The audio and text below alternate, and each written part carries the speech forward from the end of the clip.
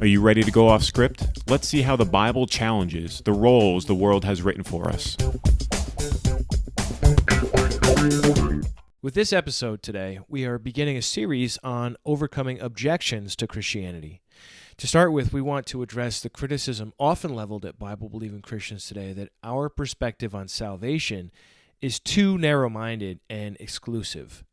Who are we to say that all the other religions are wrong? In order to tackle this issue, we begin with the words of Jesus himself, who claimed to be the way, the truth, and the life, and that he was the only way to God in John 14:6.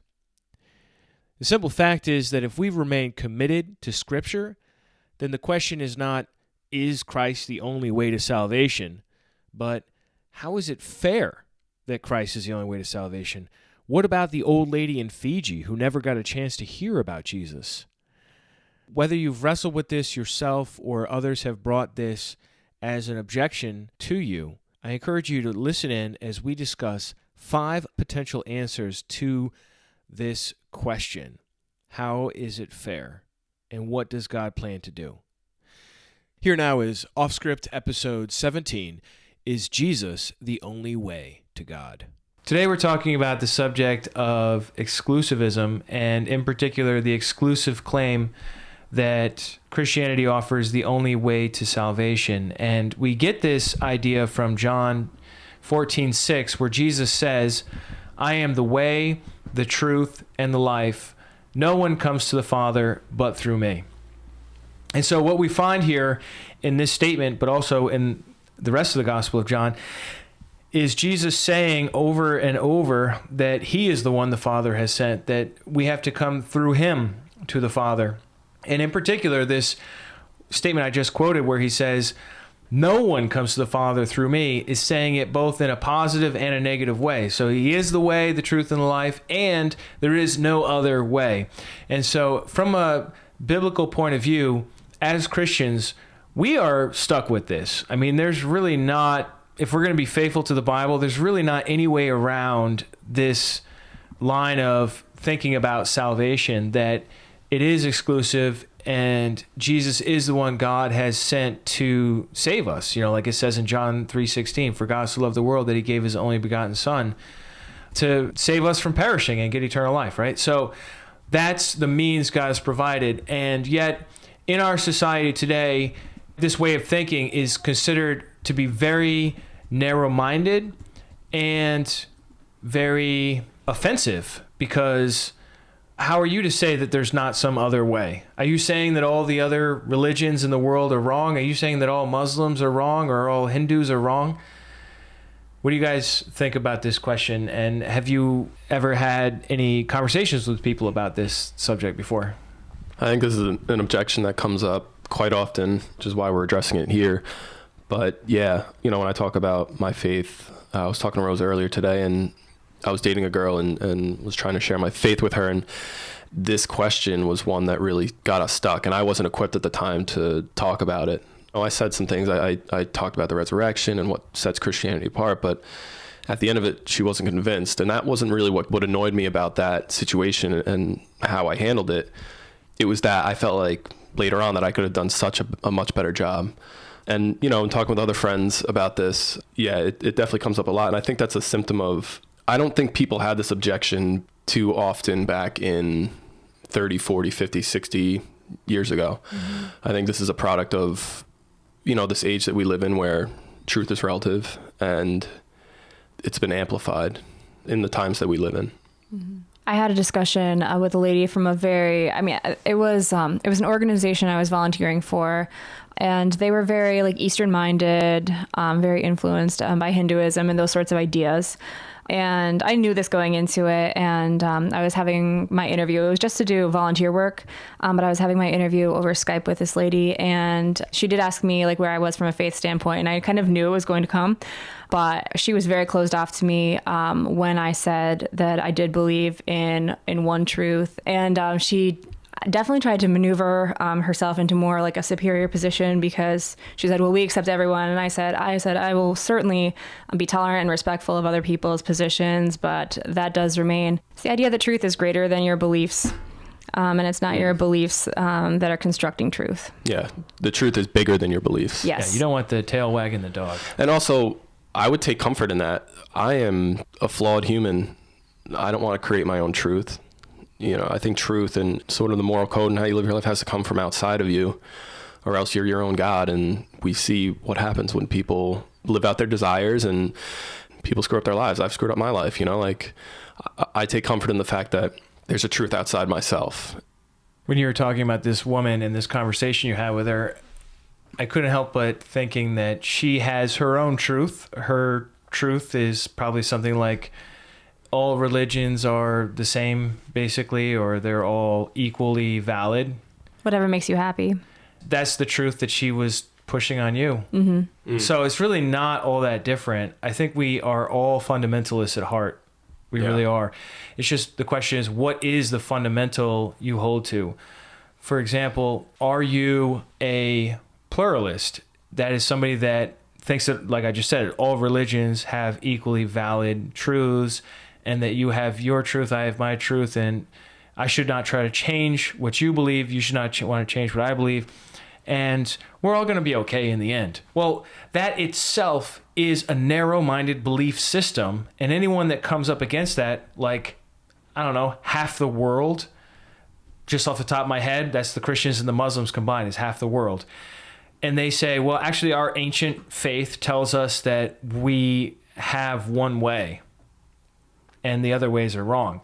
So now the pluralist who's trying to seem open-minded and fair is themselves passing judgment on the exclusive-minded people. Mm-hmm. Pluralism sounds really good. It does. Mm-hmm. It's very attractive. And especially in a setting where if you're talking about religion or beliefs, it's a great baseline to start from, or it seems like a great baseline to start from, because you don't offend anybody. Mm-hmm. And everybody gets along, and you can, you have your truth, I have my truth, and that works. But if you scratch beneath the surface, there's nothing there. It's only surface. If everybody starts at the point where anything goes, then what do you truly believe in?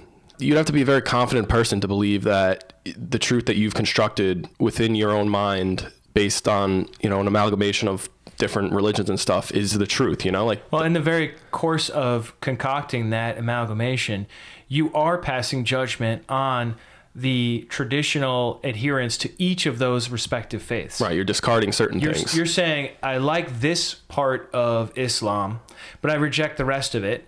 I like this part of Hinduism, I reject the rest of it. You are passing judgment. You're being very judgmental over the ideas and which ones you think are valid. How are you making those judgments? Right.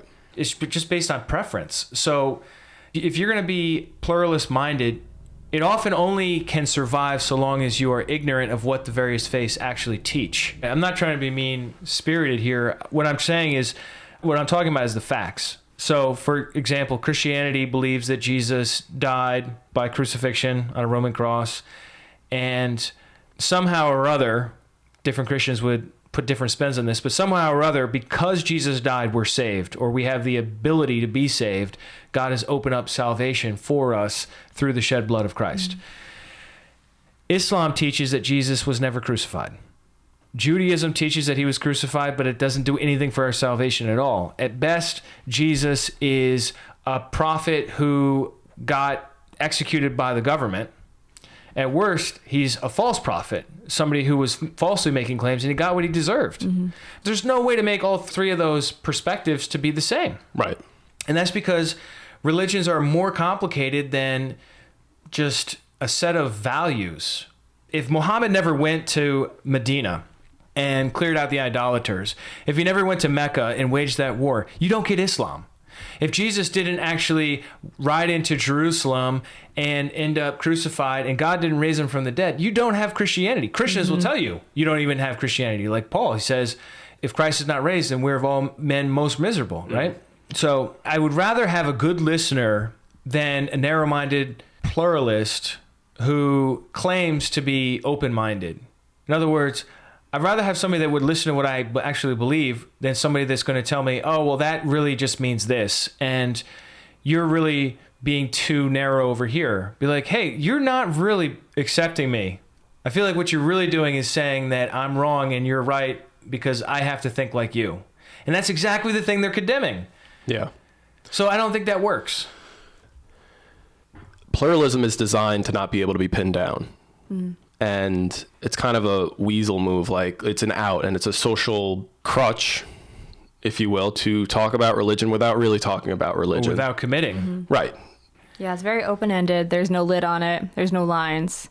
It's a catch-all. Yeah, I think there's an issue of substance to it. Now, when it comes to society and people getting along, I think pluralism can be helpful. And I personally prefer a pluralistic society to a religious monoculture because in a homogeneous society, you have to agree with the Orthodox. with the orthodox position, or else you yourself are going to get into trouble. And in a pluralist society, you don't get discriminated against on the basis of your beliefs and practices, so long as they don't break certain agreed upon laws that people from different religions and backgrounds hold as authoritative. In this country, in America, in the colonial period, it was very narrow. And you had to be not just a Protestant, but you had to be a Puritan. And if you weren't a Puritan Protestant who agreed with the typical doctrines that these guys were teaching, then you would get persecuted. There's the actual belief aspect of the question of pluralism, and then there's the question of society. How do you get along with other people? And so on the one hand, I want to condemn pluralism as a belief system and stick to what Jesus says, that he actually did claim that there's one way to God and that he is that way. And at the same time say, but I'm okay having a non-Christian neighbor or coworker who has a different perspective. And I think I'm okay with that because of how we see God working with people in the Bible. He's not coercive. He just doesn't operate that way. I mean, he wants people to freely choose him. I was just thinking about the covenant that God made at Mount Sinai. At that point, when people commit themselves to God, with Moses there and the Ten Commandments and all that, people could have left right then and there. They could have said, you know what, these rules are not really good. I'm going to take my family. We're going to go to this other country over here, or we're going to go back to Egypt. Nobody's going to stop you. Right. And there's not going to thunderbolt come out of the sky and smite them. And even Moses' father-in-law, Jethro, he comes, he checks the scene out, he gets invited to stay, and then he chooses not to. There's no forcing him, right? So it seems like that's how God operates, that he takes faith very seriously. And faith is trust, and trust cannot be forced. I mean, you can force somebody to do something, but then it's not trust anymore. It's just like, you're making me do it. Or, compulsion. Coercion. Well, what do you guys think about this social perspective? I mean, I like interacting with people. I think Christianity is inherently evangelistic, and this opens up an opportunity to speak to people. At its core, we who seek to find our way to God in one way or another, or, as we believe that God has provided a way to himself for us, it comes out of a need. And whether that need is salvation or to deal with pain or the scary questions of what happens after you die, that is why people either, seek for God or construct some sort of meaning for themselves ultimately. And because of that, that is why we want to go tell people, not because we have an agenda with our system of belief, but because people have needs. So I think that is the driving thing. And we don't mean to be arrogant, and we don't mean to just, our system of belief is not the point. It's the truth that we believe and our convictions, because we believe that it adheres to reality. And it's out of concern for people that we bring this message, not out of some sort of ideological agenda.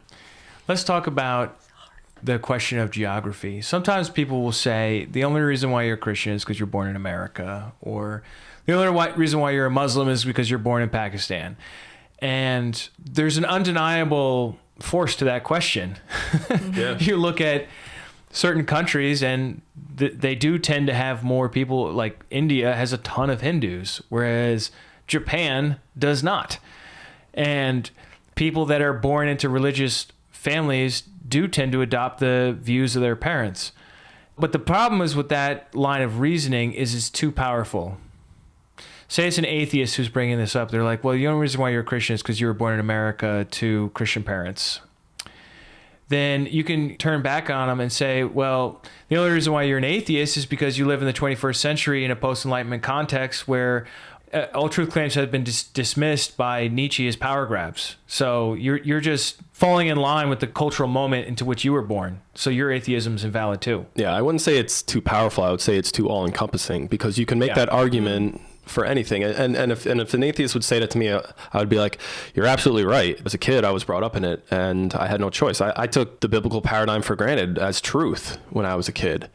But then you reach a certain point where you have questions, and you go and seek those questions out, and you prove to yourself, or you work to prove to yourself, and you investigate these things, and then your faith becomes yours. And that's why I'm a Christian, not because my parents, that might have gotten me started down the road, but there's definitely that line where you make it yours. And I feel like this podcast is part of that, like where we're talking about apologetics, and we're talking about objections, and that's all a part of owning your faith.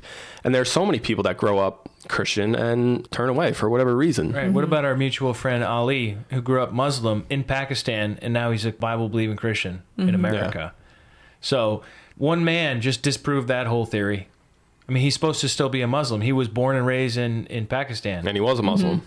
And as far as I know. No, yeah, he was. Yeah. And so there are enough exceptions that you can't say, oh, that's just as simple as that. Yeah. I mean, the simple fact is there are rational reasons we have. There are social reasons. There are emotional reasons. And there are geographical reasons too. If you live in a faraway place that everyone's Buddhist, it's going to be a lot more unusual to run into a random Christian there than it is in Canada. Their argument isn't wrong. It's just too simple. It's reductive. Right. And it doesn't say a ton. So how about somebody that's born into a Buddhist community and they have never heard about Jesus Christ? What about that person? As far as that person coming to Christianity, yeah, I think you're at a disadvantage, but it's not impossible. There have been people that have converted from Islam and to Christianity, and from Christianity to Islam. Yeah, I don't know. I'm kind of struggling here, but I think my overall... Let's cruise through the options. One option is they're damned because they never heard the gospel, right, and they're just never going to get an offer of salvation. I think if that were the case, and maybe you guys disagree with me on that, I think God would still be just, because I don't think God owes us anything. I think salvation is a gift. Our natural path is to die. We're born mortal, and eventually we die. And that's sort of the fair shake God gives everybody. And really, there are plenty of people, like you said, with developmental disabilities, or who die in war, or who die in other freak accidents or whatever, people whose lives are cut short. People who die at birth. Or who die at birth, right? Holding that to the side, I think God still doesn't owe the average person really anything, because salvation itself is a gift that he chooses to give to those who hear the gospel and put their faith in it. Now, that's one perspective. I call that the Mark Driscoll perspective. You ever heard of Mark Driscoll? Oh, yeah. Another point of view, and this is on the opposite perspective, more the Clark Pinnock perspective, which says that everyone will get a chance one way or another eventually to make that decision, which is to say either someone will get a chance during their life, or after death, they will have an opportunity to hear the gospel and respond to it. Then you have the universalists, which are even further to that side, where they say, whether you had an opportunity or not, if you end up going to the lake of fire, going to suffer in some sort of judgment, the universalist says that this is really a place to purge your sins, and eventually you'll end up saved in the end. So like you would suffer in proportion to how many sins you've committed, and then eventually you would get saved. So those are three options right there. A fourth option would be what I like to call it the alley-oop option. I think of the example of Philip and the Ethiopian eunuch, where you have someone somewhere that's searching, and then God sends somebody to find them. You know, God makes the connection. So like in basketball, alley-oop is when you throw the ball up and then the other guy slam dunks it. So this is like God setting up the pass, and then the human agent, whoever is available, goes over there. And you've seen this, we've seen this in the course of missionary work, especially over the last 300 years, where missionaries will travel to countries far away in great risk of their own lives. I mean, there was that one missionary movement, I forget what it was called, Christian Students Movement maybe, where they would pack their belongings in caskets. They would use a casket as their luggage, because more often than not, people that went to the field in that country to preach would die of some sort of sickness. Oh my gosh. So they would pack their belongings in a coffin. It's very pragmatic to a fault, morbidly so. Morbidly so. Also so dedicated. Like. Yeah. And so you have these different things where people do go, and take the example of William Carey, the British missionary to India in the 1800s, who had the vision to bring the gospel there at the time he did. I mean, how are we to say that God didn't orchestrate that, or any of the other missionaries that have traveled around and have found people groups that don't already know about Jesus? Oh, and then there's a fifth option too. A fifth option would be that God judges people based on how they respond to the light they have. Romans 2:7 says, 2:6 says, who will render to each person according to his deeds, to those who by perseverance in doing good seek for glory and honor and immortality, eternal life.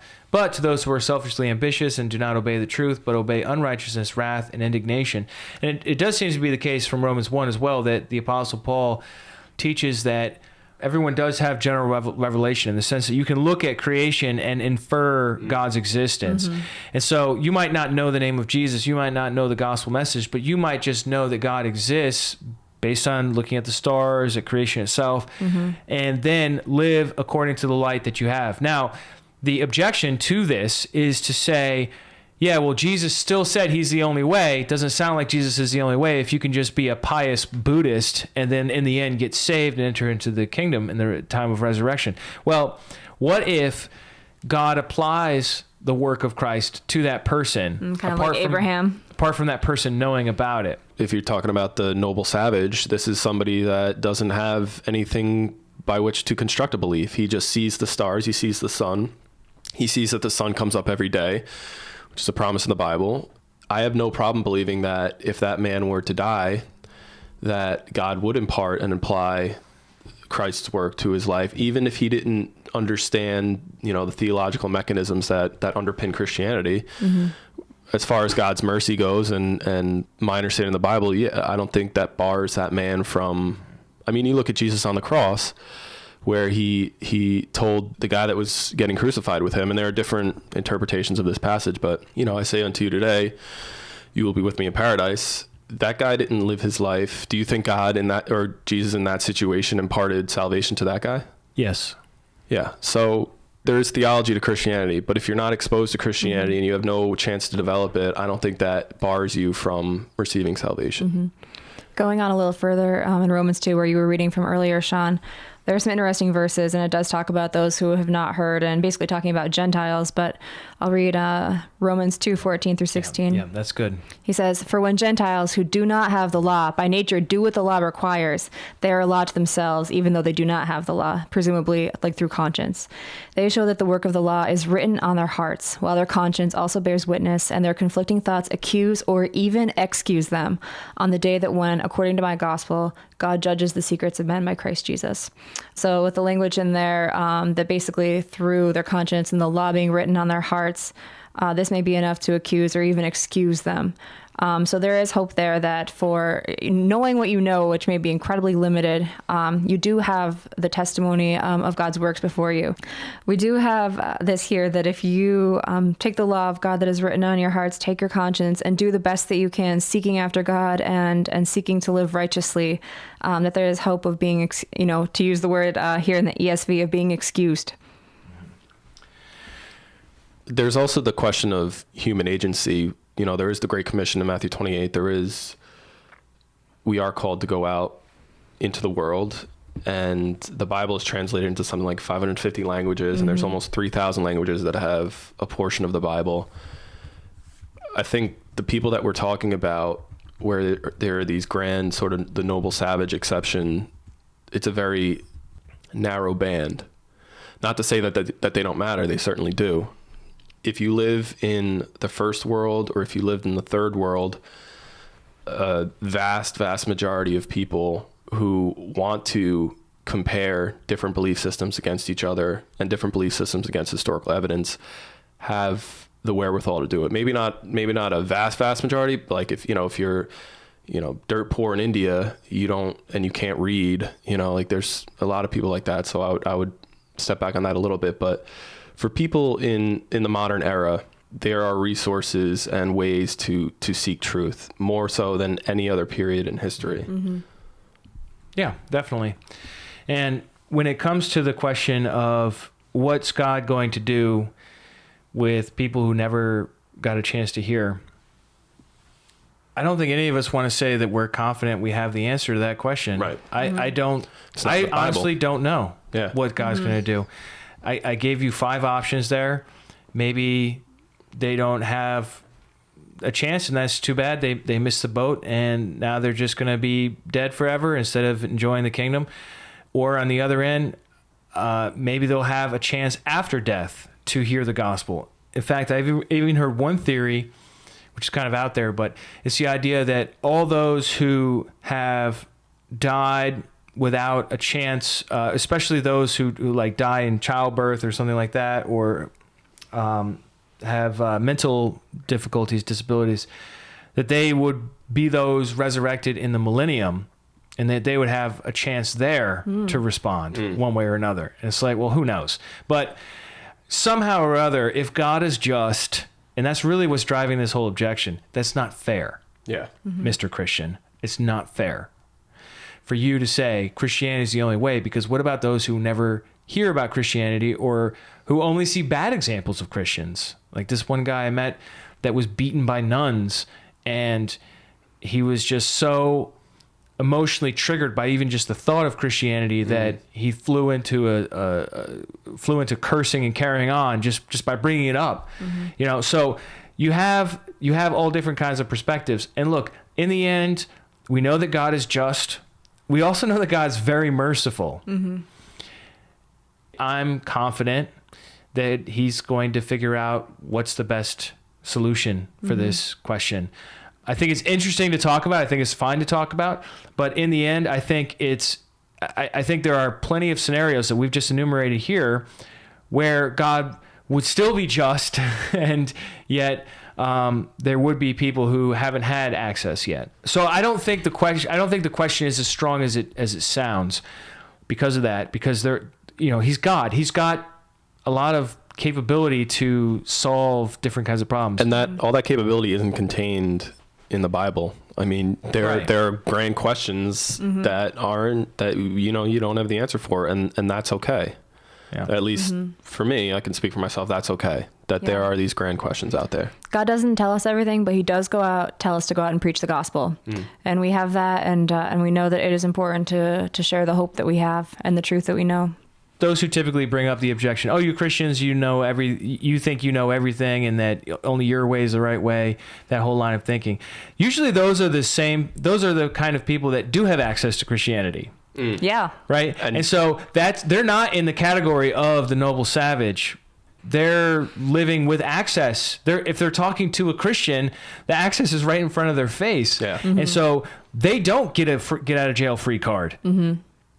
In any one of those unless you're a universalist, which I think that is biblically incompatible. They've encountered Christianity, and that's a great point, because people that like to use this argument, you can ask them, well, have you investigated why that isn't true? Why Christianity does make the claims it does, and does, in John say that Christ is the way? Like, have you looked at that yourself?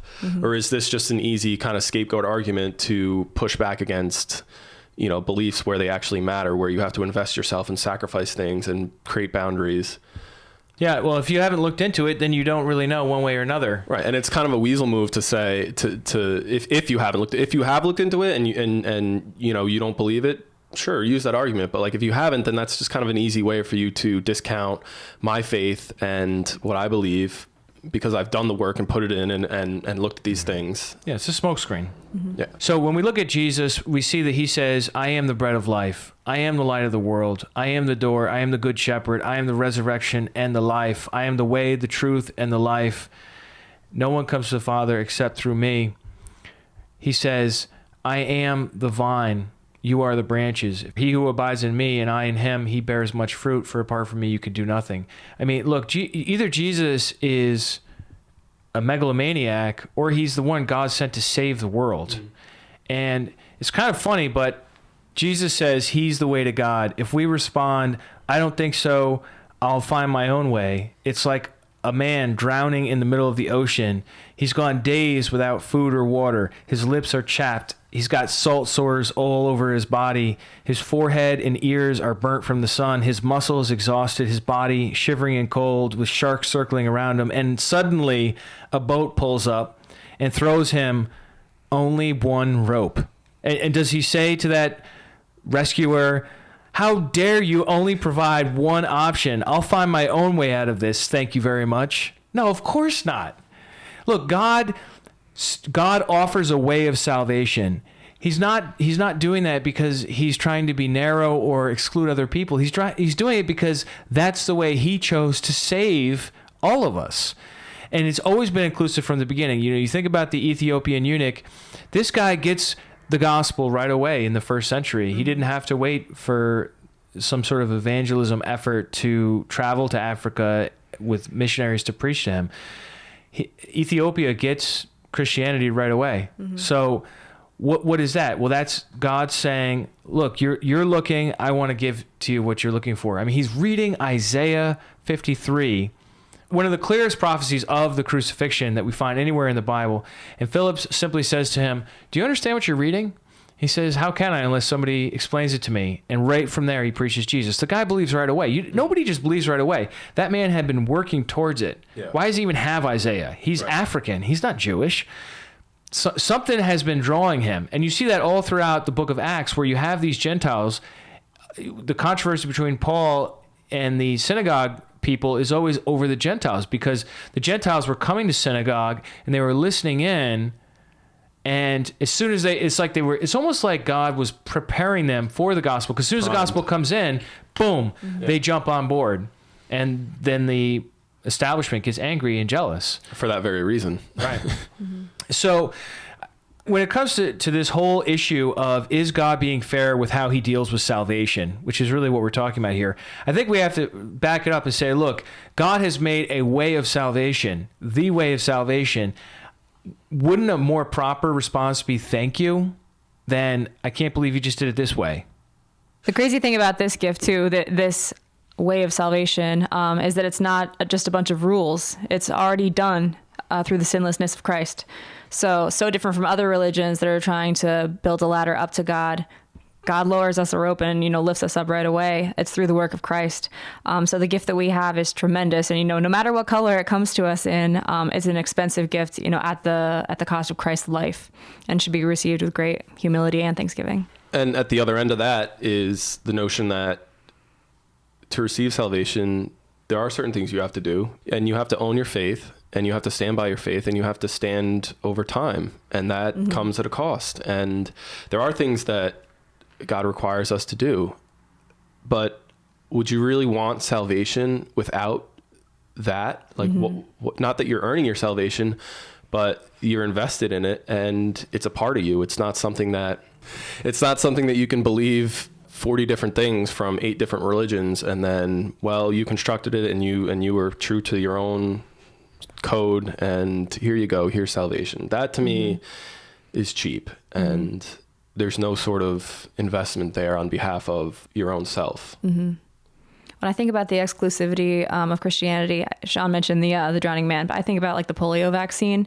It was so scary for so many people. And when it did come around, I mean, you can go out and make your own combination that may or may not save you from polio. And it was, it was scary and new, but there was one thing that for sure was going to save you. And that's similar to Christianity. You can go out and concoct your own thing, but if you need something that's going to last and that is going to give you a strong and blameless standing before God, Christ on the cross will do that for you. So on the question of, is Christianity the only way to God? I want to affirm, yes, it is, because Christianity is claiming that Jesus is the Messiah, that God raised him from the dead, and that is the way God has chosen to save us. I mean, if I can just narrowly define it like that for the purposes of this conversation, then yeah, that is the only way. Now, what about people who never heard? I don't know. God will figure that out. Maybe they'll have a post-mortem encounter. Maybe God will get them the truth somehow, so that there aren't any people that would respond who never got a chance to hear. He's got it figured out somehow. I'm not really, honestly, all that stressed about figuring out which answer is the best. But I can say this, that in our time, when people bring up this objection, it's more frequently because they want to avoid the claims of Christianity. They want to avoid looking into it or taking it seriously. Mm-hmm. And so I think we can sweep the whole thing to the side and be like, you know what? I really don't know the answer to that because God has not revealed exactly how all that's going to work. But I can tell you this, that unless you repent, you will likewise perish. Yeah. And maybe we wouldn't use exactly that terminology, but that's what Jesus used in Luke 13 when they said, well, why did the tower fall on this guy, kill these people? And why did these other people die because Pilate mingled their blood with the sacrifices? And Jesus said, do you think they were worse than anyone else? I tell you no, but unless you repent, you will likewise perish. And so the call goes out to everyone. And I think we can call people in our own time, like you said, Dan, before, with a challenge and just say, look, consider it. Look into it and see if it's valid and make your own decision. And that's what I think people need to do. As far as God's justice, I mean, God is so merciful. Over and over, he withholds judgment that's deserved. I mean, if you look at how God dealt with his people during the period of the kings, he withheld judgment generation after generation after generation. And after hundreds of years, finally, he brought in judgment through the Babylonians. So I'm okay with whatever God says. And you know what? In the end, we have to let God be God. And that's really his realm to figure things out. So do you guys have any other concluding thoughts? I was just going to say, I think in the Western world, most people have this sort of nagging obligation going on in their back of their mind or their subconscious. You can call it a theological hangover from our Christian roots, where a lot of people feel compelled to investigate God, investigate if there is a God, and if there is, how you follow him. And it's a daunting idea to confront, because in the information age, where there is just a plethora of opinions and information is instantly accessible, you're spoiled for choice in how you want to explore spirituality. And it's daunting and it's overwhelming. And so it's a lot easier to just say, to use these objections. And I think that's why, another reason why they get brought up so much, because deep in a lot of people's hearts, I believe, is this compulsion to love God. And they push back on that. And they use arguments like this because it's easier than doing the work and investigating. And it's certainly much easier than living your life the way that the Bible teaches you. I think we do have a hunger for God, and try as we might to sort of create our own way. At least for me, find great rest in the provision that God has for me and in the meaning that I have, and that I was desirable enough to God that the cross was worth it for my redemption. And that has brought great meaning to me, far greater meaning than I could ever cook up for myself. And I have no empirical evidence to back this up. I do feel like there is a developing spiritual hunger in the secular age. People are wondering about, I sense in the pop culture that there's a move away from secularism. Well, I hope that what we talked about today got you thinking, and if you have questions or want to make suggestions and say which of the options you think is most biblical, most convincing to you, we'd love to hear from you. So please stop by restitutio.org and leave a comment if you can. One of the purposes of the podcast is to equip, I think for listeners, it's equipping you to speak with non-Christians about these things. And a lot of what we said might be taken as hardline just because, that verse in John where there is no other. And I, for one, am glad that it's so clear in the Bible. But those answers aren't going to be satisfying to a non-Christian. In sort of talking about ways to discuss this with non-Christians, I just come back to, the place of humility, and some of what we said, some of what I said today didn't sound humble. And this whole idea, that's the problem with it, is that it's not humble. There is but really putting on the spirit of humility when you're talking to non-Christians about these things, that's got to be your starting point, because it's so easy to lose somebody when you're talking about these things. Yeah. And I think too, we need to make it personal.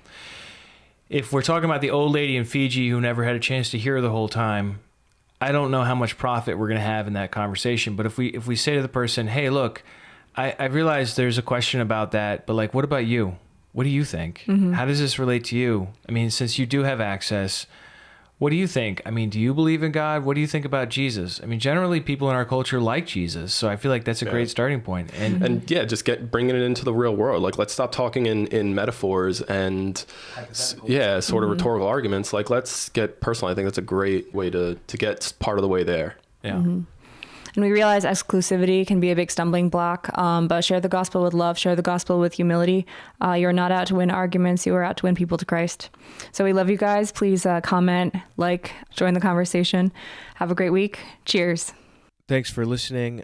This is an important subject that is worth your consideration. If you would like to check out a phenomenal YouTube video on this same subject by Tim Keller, where he presents at the University of California at Berkeley on the subject of Christian exclusiveness. Check out the show notes where I've got a link to that. I think you'll find his demeanor and approach to be very, very attractive and yet uncompromising. So take a look at that. We'll see you next week, where we look at the issue of hypocrisy in Christianity. If you would like to make a comment, please visit restitutio.org, where you can find this episode, number 17, Is Jesus the Only Way to God? And drop a comment. We would love to hear your thoughts on this.